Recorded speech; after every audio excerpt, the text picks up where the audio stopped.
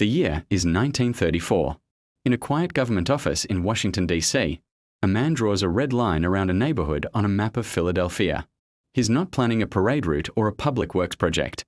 He is coloring the fate of millions of Americans for generations to come.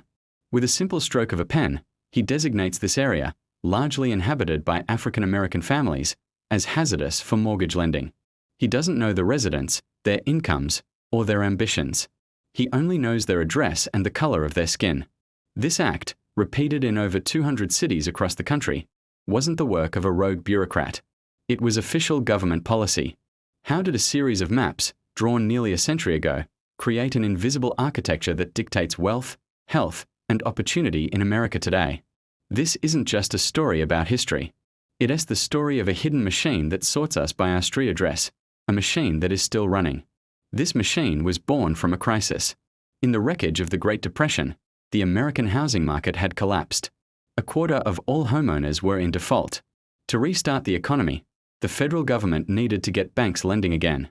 Their solution was the National Housing Act of 1934, which created the Federal Housing Administration, or FHA. The FHA's promise was revolutionary. It would ensure mortgages made by private lenders, dramatically lowering the risk of lending and making the 30-year, low-down payment mortgage a reality for millions. It was the key that would unlock the American dream of homeownership. But to decide which loans to insure, the FHA needed a system. They needed to quantify risk. So, they created a standardized appraisal process, a rulebook for determining a property's value and a borrower's creditworthiness. It seemed logical, rational, and impartial. To implement this, the government partnered with a private entity, the Homeowners Loan Corporation, or HOLC. The HOLC's mission was to create residential security maps for major American cities. These maps were intended as a guide for lenders, color-coding every single neighborhood based on its perceived investment risk. Green, labeled best, was for affluent, homogeneous, white suburbs. Blue, still desirable, was for comfortable, middle-class areas. Yellow, definitely declining, signaled aging neighborhoods or those with an infiltration of a lower-grade population. And then there was red. Red, for hazardous, was drawn around neighborhoods predominantly inhabited by Black Americans and other minority groups, regardless of the neighborhood's actual economic status or the creditworthiness of its residents. The official underwriting manual of the FHA stated explicitly that incompatible racial groups should not be permitted to live in the same communities. The logic was simple and brutal. The presence of minorities was considered a direct financial risk. This practice became known as redlining. It wasn't just a recommendation. It was the operating manual for the American mortgage industry for the next 30 years. The effect was immediate and devastating. Redlining became a self-fulfilling prophecy. Because banks wouldn't lend in redlined areas, property values stagnated and then fell. Homeowners couldn't get loans to improve their properties. Businesses couldn't get capital to open or expand. The neighborhoods, starved of investment, began to decay. Meanwhile, in the green and blue-line suburbs, government-backed mortgages fueled a historic boom. White families, with easy access to cheap credit, built wealth as their homes appreciated in value, creating a virtuous cycle of investment and prosperity. A creditworthy Black family living on one side of a red line was denied a loan, while a white family with an identical financial profile, living a few blocks away in a blue-lined area, was approved. The system wasn't just reflecting risk, it was actively creating it. Let's walk through the mechanism. Imagine two families in 1950, one Black, one white, both with the same income. The white family, seeking a home in a newly built suburb, gets an FHA-insured mortgage with a tiny down payment. Their home, which cost $10,000, is now worth $500,000. That's equity they use to send their kids to college, start a business, and pass down as generational wealth. Now, the Black family. Denied an FHA loan, they are forced to either remain renters, building no equity, or turn to predatory contract sellers. A contract for deed wasn't a mortgage.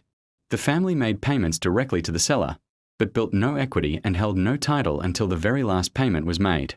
If they missed a single payment, they could be evicted, losing everything they had paid in.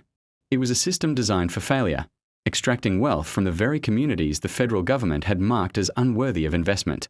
The algorithm, drawn in ink on a map, processed opportunity for one group and extracted it from another. This formal, government-sanctioned redlining was finally outlawed by the Fair Housing Act of 1968. But the machine didn't just stop. It evolved. The damage was structural. Decades of disinvestment had decimated the tax base of redlined communities. This meant less funding for schools, parks, infrastructure, and public services. Businesses had fled. Supermarkets with fresh food were replaced by corner stores. The economic gap created by redlining had become a chasm. The invisible lines on the old maps now manifested as very real disparities in educational outcomes, health, and life expectancy. The term for this is the zip code lottery. Your life chances are determined, in large part, by the 5 digits of your postal code. Research from institutions like the National Community Reinvestment Coalition shows that today, 3 out of 4 neighborhoods that were redlined in the 1930s are still low to moderate income. The racial wealth gap, where the median white family has nearly 10 times the wealth of the median black family, is a direct echo of this history. The modern thread is undeniable. Today, the mechanism is more subtle, but the logic persists. Instead of red ink on a map, we have complex credit scoring algorithms. These algorithms, while appearing neutral, can perpetuate old biases. They may use data points like the type of financial institutions a person uses, or even their shopping habits, which can correlate strongly with race and neighborhood. A person who relies on check cashing services instead of a traditional bank, often because banks have deserted their neighborhood, receives a lower credit score. This is modern, digital redlining. It's also seen in what sociologists call opportunity hoarding. Affluent communities use zoning laws to prevent the construction of affordable housing, effectively pulling up the drawbridge to keep their schools well-funded and their property values high.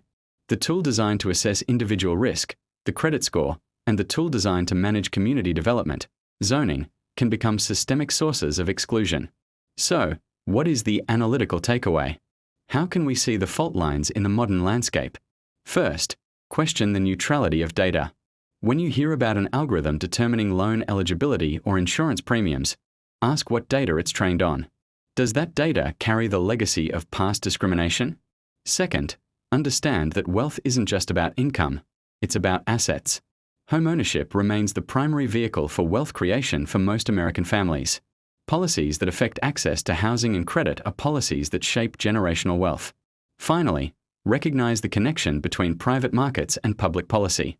The housing boom of the mid-20th century wasn't just a triumph of free enterprise. It was a massively subsidized government program, but one that deliberately excluded millions. That man in the DC office in 1934 wasn't just a lone actor drawing a line. He was an agent of a system that had decided who would get to participate in the American dream. He was activating a machine that would sort winners and losers by address. Understanding this history isn't about assigning blame for the past. It's about recognizing the architecture of the present. It's about seeing the invisible structures that influence our lives, our communities, and our economy. The ZIP code lottery is not a game of chance. It is a system. And only by understanding how that system was built can we begin to dismantle it. Thank you for watching. If you found this analysis valuable, please consider subscribing for more deep dives into the systems that shape our world.